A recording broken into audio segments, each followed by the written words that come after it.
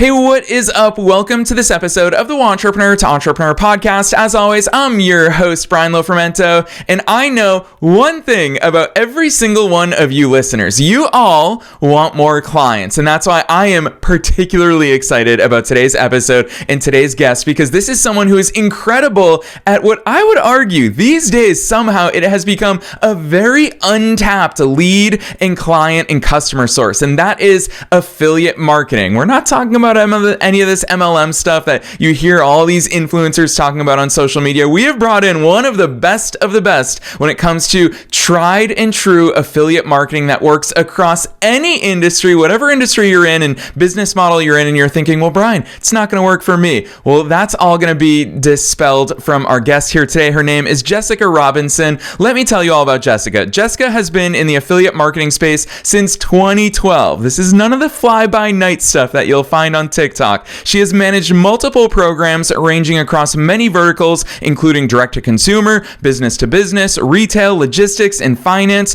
Most recently, she was PayPal's global head of affiliates before leaving PayPal at the end of 2023 to focus full-time on growing her marketing agency. And what's really cool about her story is that she actually started it while she was on maternity leave. Her agency is called Affiliate Marketing Partners. The acronym is AMP, and I love how much she talks about amping up your affiliate marketing efforts. Affiliate Marketing Partners now manages affiliate programs for startups and Fortune 500 companies alike, with a focus on delivering revenue or user growth for their clients. We're all in for a treat. I think we're all going to start thinking about our own client acquisition in very new ways, all thanks to today's guest. So I'm excited about this one. I'm not going to say anything else. Let's dive straight into my interview with Jessica Robinson.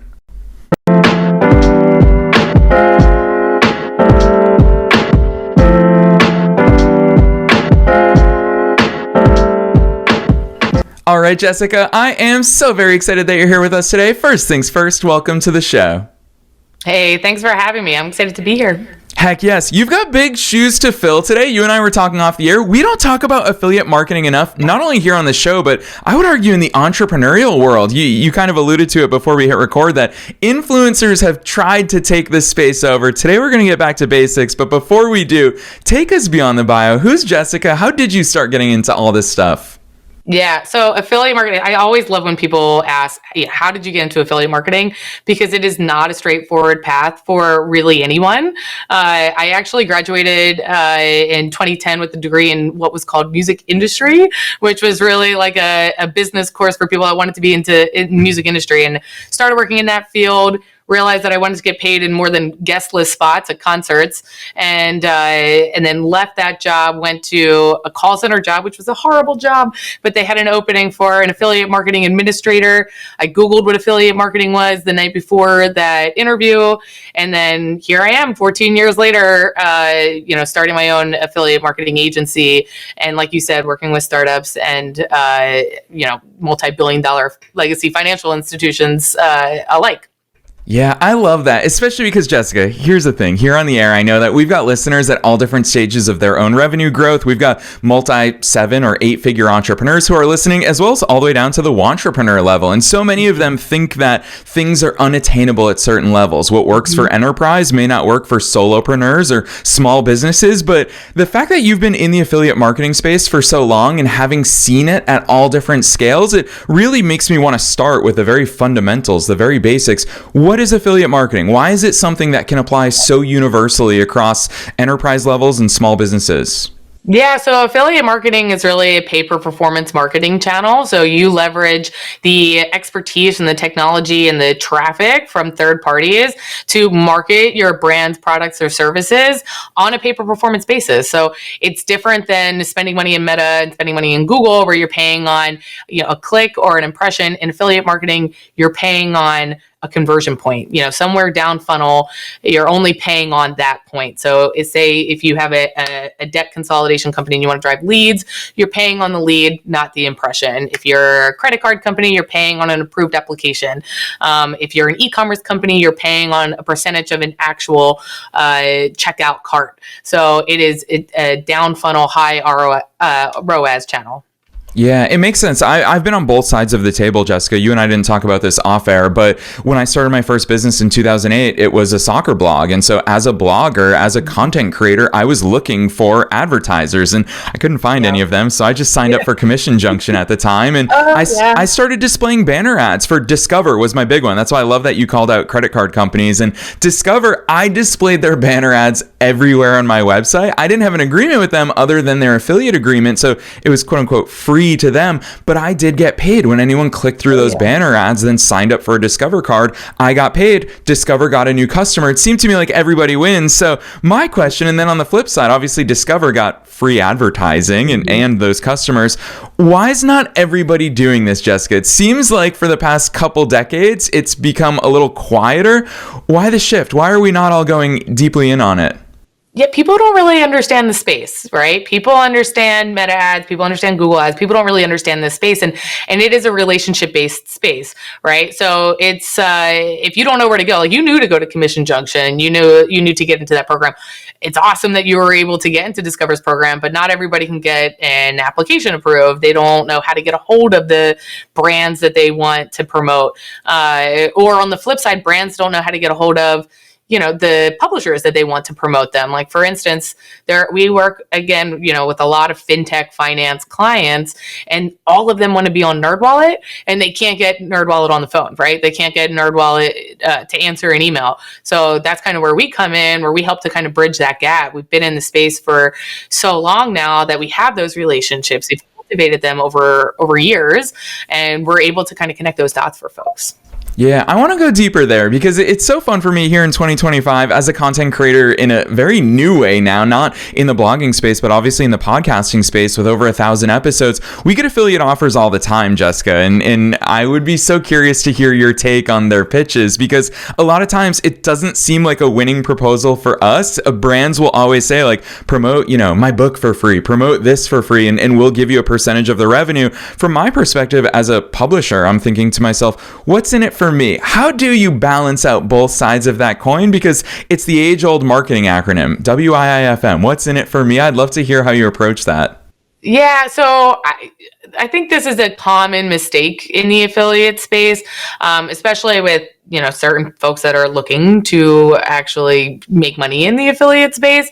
They just kind of throw everything at the wall and see what sticks. And on the flip side, some people are like, well, if I do a hefty rev share, people will be really excited about that. But if it's not converting, then nobody's going to be excited about that at all. So it's a matter of product fit and audience fit. So for instance, the majority of the programs that we work on are user acquisition programs. We help brands bring new customers into the door. But since we work in the fintech space, we work with a lot of apps. And those apps have really active like monthly user counts that they're then able to further monetize through these relationships. So we've tried a lot of different things on these apps, but what we find to be profitable and actually exciting from a revenue monetization standpoint is by finding products and brands that are relevant and non-competitive. For instance, we work with a cash advance company. And so those folks that are leveraging this service, they are in a tight financial situation. And so we've tried a lot of different things to promote to these folks to see what made sense for them. We tried things like, deals at Walmart. Walmart has like a 1% commission rate, and it didn't really make sense because you're basically going to these folks that are coming for a little bit of money to not go into the red before their next paycheck comes and saying, hey, go spend money at Walmart. Even if it is a deal, it doesn't really make sense with their financial situation. So we pivoted and we started working with credit building apps. Right. And personal loan services and debt consolidation services and low cost investing services so that they can get the most out of the money that they do have. So it's a really good product fit for those users and everybody wins. Those users get a better financial outlook for themselves. They get a value added product. The brand makes money and the brand gets new customers and the app makes some money. Yeah. You said something there, Jessica, that I think it's so important to touch on, because I can speak to this from the publisher side, and I'll also reveal the other side of the table for myself personally. Is you talk about conversion rates, and that's something that when I was running my soccer blog and looking at affiliate programs, and I obviously chose Discover in the end, and that was a big revenue generator for both myself as well as, of course, for Discover themselves. But what was really enticing to me about their affiliate program is Discover's proven. Discover knows how to take a potential customer and turn them into a customer in a successful application, and they tease to their potential customers all these rewards points and bonuses and miles that they're going to get. So that was a winning formula for me as a publisher. On the flip side, I remember when I started a service-based agency, I thought to myself, let's just create an affiliate program, because I've seen it work on the other side, and everybody's going to want to promote our stuff, Jessica. But we, of course, didn't have that same conversion funnel. We, of course, didn't have those same metrics. We certainly didn't have a proof of concept to show to branding agencies and say, hey, promote this to your clients. What are those essential building blocks? Conversion rates is one of those big ones. People aren't going to promote us for free, essentially, if we can't show them what's in it for them. What are the building blocks? What must we have in place already to start a successful affiliate program? Yeah, and I do think that there's, I have walked away from potential prospects because I've just told folks, hey, I don't think you're ready for an affiliate program, and I think that's okay too. I do think it's a mistake that some people make where the first channel that they want to be in from a marketing standpoint is affiliate marketing, because it is this pay per performance channel, and they don't have to have all these upfront costs. But that's not always the right move. I think, like I said, this is a relationship-based channel. So if you are basically going out to affiliates for them to prove out your funnel, it's a recipe for disaster, right? You're going to burn a lot of bridges doing that. So I think what I like to normally see is product market fit, right? So again, we work in the financial space. We do a lot of work launching first-time affiliate programs. So we don't have like historical data to go to these publishers and say, hey, these guys are paying X amount to other partners. Their conversion rate is X. Their EPC, which is earnings per click, is X. We don't have that data. But what we can say is, hey, they're in this space. These other 4 advertisers that are in this space are doing really, really well for you. We think that this can do well because they have these unique value props that are even better than some of these other companies. So let's give it a test.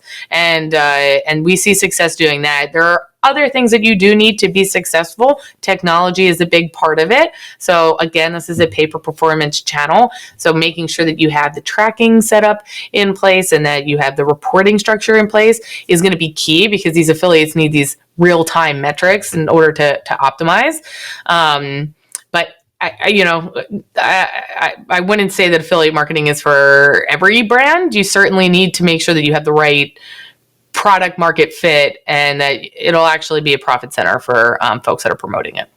Jessica, it's so interesting hearing you talk about these things, because what I'm really hearing is it's kind of a marketing geek's dream, because there are all these metrics that you're talking about. But then so many times already here in the conversation, you keep saying it's a relationship-based industry. And I'd love to hear more about that side of the coin, because I've already teased, and I'd love for you actually to give listeners an overview. What the heck is commission junction? Both of us kind of threw that out there very freely because we're very familiar with it, but I'd love for you to introduce listeners to it. That's one way of getting affiliate partnerships on board. What are those different ways, and what do those actual relationships look like? Yeah, so there are a lot of different tools in the affiliate space to help with this. Commission Junction is just one. They're probably one of the earlier ones. So folks that have been around for a while might remember Share a Sale, and I mean, obviously Commission Junction, which goes by CJ now. But there are a lot of other technology partners in this space. Impact is probably the behemoth in the room at this point.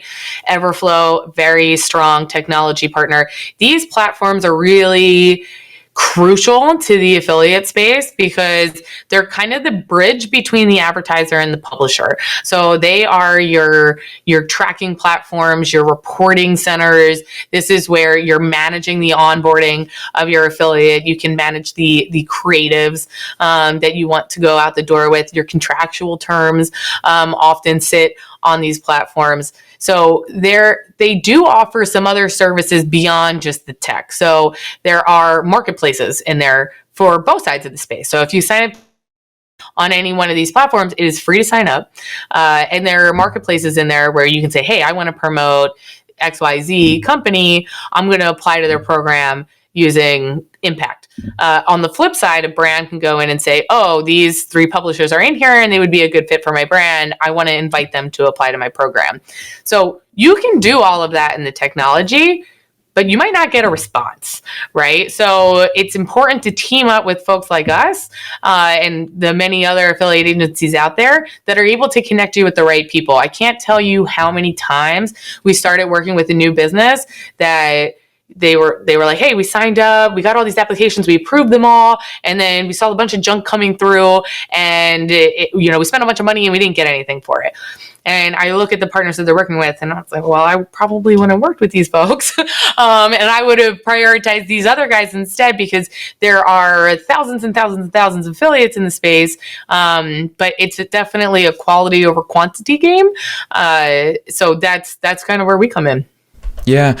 What I really hear there is, obviously talking to as many wantrepreneurs and entrepreneurs as I do, is that there's really 2 schools of thought. There's the people who just think, okay, if I hear a really cool strategy or tactic on a podcast episode or on a YouTube video, I can just do it and it's going to work. And a lot of times I hear people say that, oh, Facebook ads didn't work. And it's like, well, Facebook ads don't work on your first swing at bat. You have to learn from it, optimize it, refine it, tweak it, launch different campaigns. And that alludes to the second school of thought, which is, this is a marketing campaign and I'm going to do what it takes to make it succeed. Affiliate marketing, of course, you treat these like the campaigns that they are. It is a project that you have to tweak. Talk to us about what that campaign looks like, because it's not merely enough to just create a partnership program, an affiliate program, and like you said, get people on board and assume that they're going to go forth and get you all these customers and clients. What does that campaign look like? Take us down that roadmap. Yeah, so I think I mentioned this earlier. Affiliate marketing was really built around the e-commerce space. And in those environments, it's a little bit easier to talk through like performance, because you're typically paying out on a rev share model of a purchased product. So if somebody goes to your site, buys $100 worth of goods, and you have a 5% rev share, then you're paying $5 for that cart to the affiliate. End of sale. We know that was worth a certain amount to you. But where it starts to get more detailed and it starts to get more complex is when you're talking to brands that are paying on non-revenue driving events. And that happens a lot in the finance space. If we'll keep using Discover as the example. Discover often pays out on an approved credit card application. Well, what if that person never used a credit card? What if they leave? There's a lot of different things after the fact that maybe they don't make any money on that. So we match up our front end data with a lot of what's coming through the back end with our partners. So we're constantly refining the partner set that we're working with, and we optimize with them to say, hey, listen, yes, you're driving a lot of free trials for this product, but they're not sticking around. How can we get them to stick around? How can we find those more quality folks? And honestly, not every affiliate can do that. And sometimes you need to walk away, and that's okay too. Not every partnership is a good fit, but it's really kind of keeping an eye on that data. Data is so important to this channel. Like you said, it's not like if you build it, they will come, but if they do come, are they driving what you want them to drive? So we do a lot of quality checks. We do a lot of quality monitoring. We're constantly benchmarking across internal stats. And, if you're able to make it click, it can be a huge driver for you. I mean, for us, we've taken one brand from not having an affiliate program to now we're 40% of their total media spend, because we're driving the best quality conversions out of their paid media mix at the highest ROAS for them.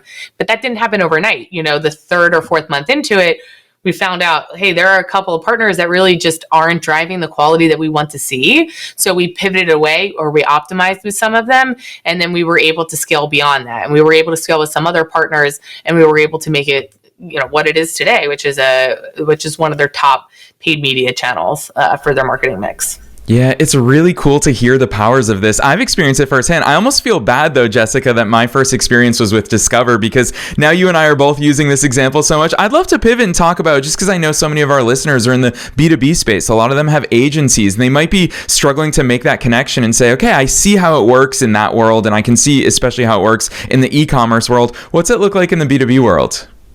So we're really focused more on finance. I mean, there is some overlap with B2B, but in the finance space, it is a completely different beast, where you have to worry about compliance, you have to worry about quality, you have to worry about regulatory challenges. In the B2B space, it's an interesting space because there is certain tactics that you do in B2B that you wouldn't do in a, say, e-commerce environment. But if you're focused on small businesses, there is like a pretty strong overlap between how SMBs interact online and how consumers interact online. So what we found is, and I'll keep making the comparison to e-commerce sites, you'll see a lot of those folks on content or not content, coupon sites or deal sites or, loyalty type sites.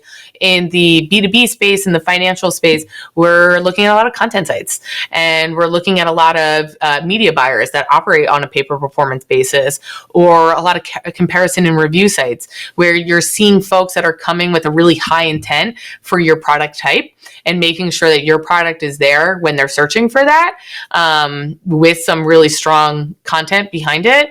It's typically a much higher conversion point than where you'll see elsewhere. Yeah, speaking of content, all right, I teased it at the very top of today's episode. You and I talked about it off air that social media influencers, content creators, they've kind of stolen a little bit of the spotlight in the affiliate marketing world. I'll call myself out. I'm very guilty, Jessica, of on TikTok, all the Amazon home finds and Amazon coolest tech gadgets. I know that all of those influencers, of course, are dropping their Amazon affiliate links, and they're getting a percentage of the things that I buy after I use those links. And so that's a real world application there. However, it also means that a lot of people see the not so pretty side of affiliate marketing, and it seems like it's small fry. Some people confuse it with all those MLM type of offers of, hey, Jessica, if you get my essential oils, I'm going to call them out right now. If you buy my essential oils, then you become a distributor, then I get a percentage of your sales. All of these things. Talk to us about how different these spheres are, because what I really appreciate about your background is you've been there since the really powerful days of affiliate marketing, and still to this day, you're continuing to do incredible work in that space, even though it's been convoluted by the reach of a lot of influencers online. How's that space different from what people might be seeing online? Yeah. So listen, if an affiliate or an influencer has a Amazon link tree or whatever on their social media and they get paid and they have the right disclosures in place, I have no hate there, no shade. I think that's great. Get your bag, do what you got to do. What really bugs me when I see the content on Instagram or TikTok are the folks that are like, hey, you can make $1,000 a day as an affiliate marketer. All you have to do is buy this course and you'll learn everything you need to know. And that's what bugs me, because these people are making money on the course. They're not actually making money in the affiliate space. You can absolutely make money in the affiliate space, but it's not a get rich quick scheme, and it's not like an overnight thing. And really don't buy anybody's course. And so it really bugs me when people, that are outside the marketing world ask me what I'm doing in the affiliate space and like what that means. And they'll say, oh yeah, I keep seeing these things for courses about affiliate marketing. I'm like, that's not the same thing. The partners that we work with are multi-million or multi-billion-dollar brands in and of themselves. Like, I keep going back to finance because that's my bread and butter right now, but NerdWallet, that's an affiliate, right? They, there's definitely a content editorial independent side of it, but they monetize using affiliates. And that's where we're focusing our time. We're focusing our time on that. We do partner at times with influencers if they're a good fit, but that is not a main strategy for us. I would say in the influencer space, it's more of an awareness play.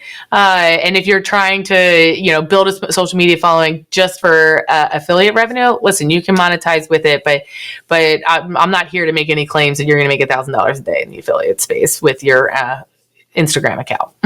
Yes, I'm glad, Jessica, that here in this episode we've been able to directly call that stuff out, because it is such an important distinction. And I think it's really clear. The wiser I get and the more mature I get in my own entrepreneurial journey, I'm 17 years into this, the more I realize you have to think like a true business owner, like an executive. And what you and I are talking about here today, especially all the things that you're emphasizing, this is the way to think like a business owner, not an influencer, not merely a content creator who's looking to make $1,000 from some affiliate affiliate deals that might be here today and gone tomorrow. This is a really sustainable, you talked about that 40% number. This is part of huge companies' revenue mixes. And so us as business owners, we get to create this stream and nurture this stream in our own businesses. And along those lines, Jessica, what I also appreciate about you is that you are a fellow business owner. And here towards the end of these conversations, I always like to switch gears and talk to you, not just as a subject matter expert that you are, but also as one of us, as a fellow entrepreneur. And I love the fact that you started your company while you were on maternity leave. Such a small window of time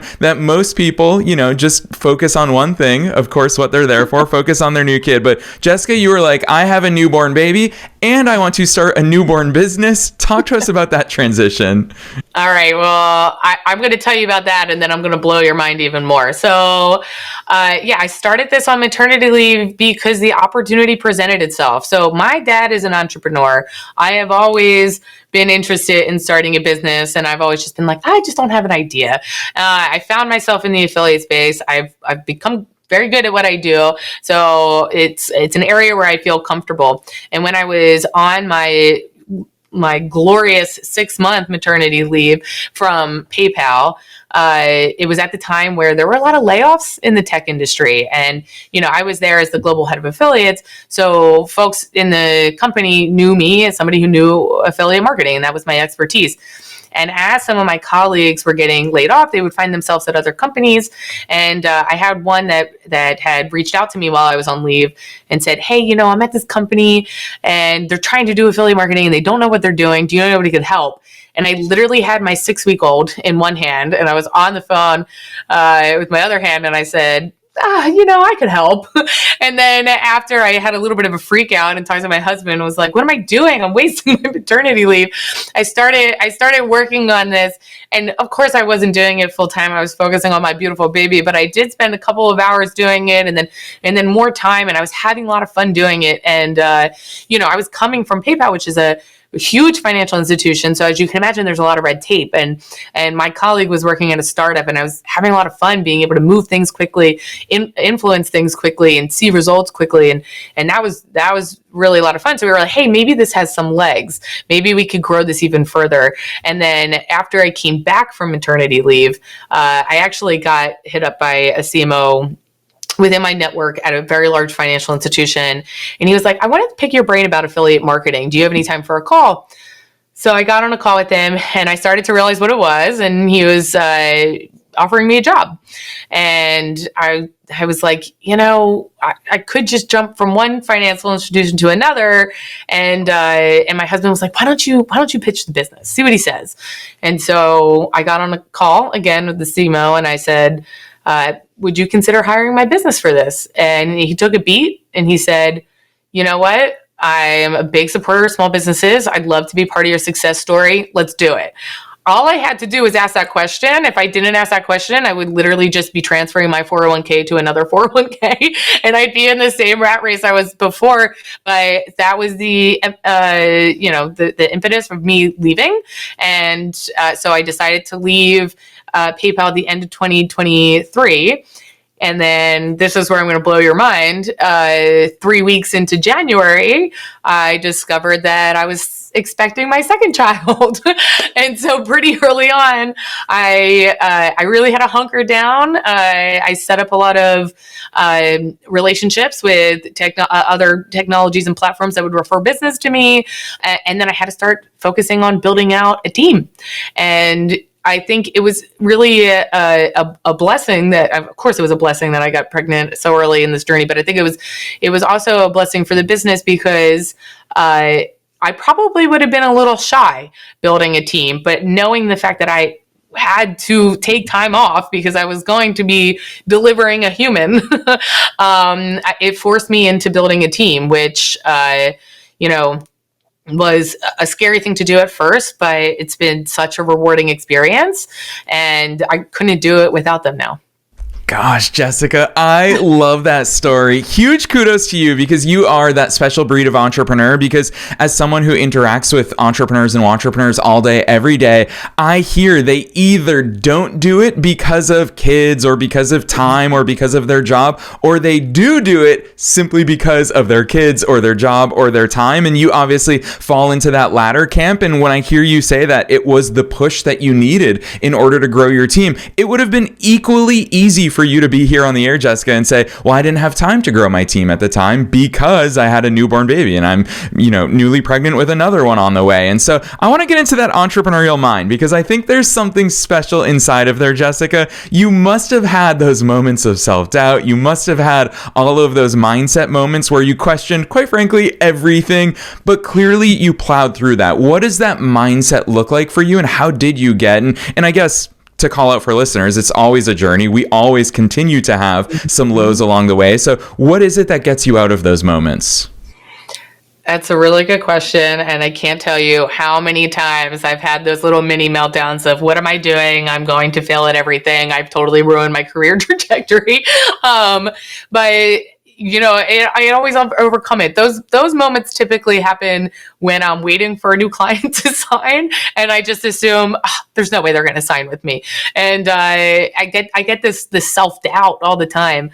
I think one of the things that helps me really push through, besides my amazing husband who helps me with all of this, I would say the thing that pushes through is the fact that I did build out a team. I was on maternity leave with my second daughter, much different than my 6-month maternity leave. But my second daughter gave us a little bit of a dramatic entry into the world. I basically went in for an appointment one day and they said, you can't go home. And then I had to have a C-section, which was not planned. And so there was a big recovery for that. And my daughter was in the NICU. And so I needed to take more time. My main focus is my family. And so I took time. The team was like, don't worry, we got it. I almost cried when they told me I've got you covered. But at the same time, after we got through all of that and the baby was healthy, I did end up taking a pitch call 3 weeks postpartum, not recommended, but I did do it. But I think what really drives me now, besides my own family, is I hired this team. They took a chance on me. And now there are, 2 little girls in Ann Arbor, Michigan who have never met me, but they're depending on me because their dad works for me. And so I'm responsible to make sure that they're okay too, because I can keep this business going. And I think that's an additional drive. It's not just my family, it's the people who've taken a chance on me. So that's a big motivator for me.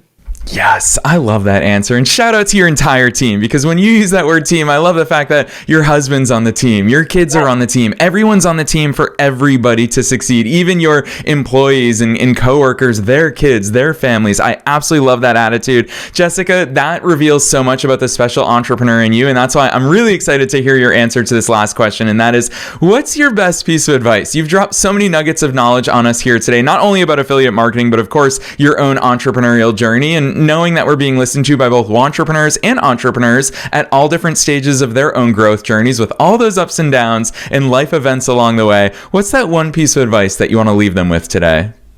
Yeah, I think it would be easy for me to say there is no perfect timing, and I'm a really good example of this. But if I think back, it kind of was perfect timing. The opportunity presented itself, and I just had to take it. And so if you do have the opportunity presenting yourself, and you're thinking, not right now, you might not get another opportunity. So take it when you have it. And I'm a Sixers fan, and on Embiid's jersey this year, I saw Fortune favors the bold.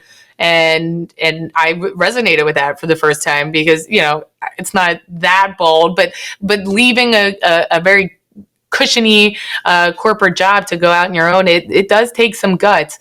And it's been a great path for me, not only financially, but everything I do now matters, right? Like when you work at a big corporate company, you're doing a lot of things and you're not really sure matters, right? You're attending these meetings where there's like 50 plus people on it, and you're doing these, last minute deck slides that nobody's going to see, right? But everything that I do now matters. And so that's what I love about being an entrepreneur. And, everything comes back to your own bottom line, right? It's not just a 2% raise every year. This could actually have some real world impact. So there is no perfect timing. Go for it.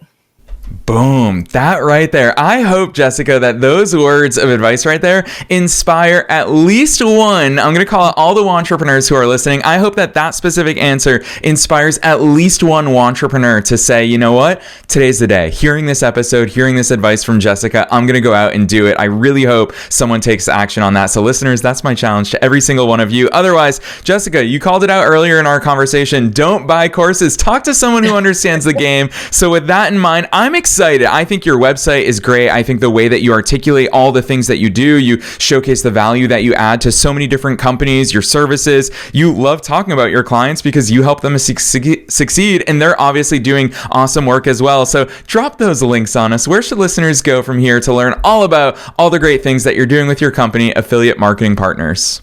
Yeah, so you can visit affiliatemarketingpartners.co, so .co. You can also find us on LinkedIn, Affiliate Marketing Partners. So definitely drop us a line. Yes, and listeners, you already know the drill. We're making it as easy as possible for you to do exactly that down below in the show notes, no matter where it is that you're tuning into today's episode. You don't have to remember any of the links, although it's super easy. affiliatemarketingpartners.co. You can click right on through from the show notes. We're also linking to Jessica's personal LinkedIn. So if you want to reach out to her personally, continue the conversation, even if you're still in a full-time job and you work for a bigger brand, especially in the finance space, and you just want to have a conversation with Jessica, reach out, connect with her. You see how much she loves this stuff and how generous she is with her knowledge and how her entire journey started by just taking a phone call with somebody. So Jessica, I love that part of your story. On behalf of myself and all the listeners worldwide, thanks so much for coming on the show today. Thanks for having me. This was so fun.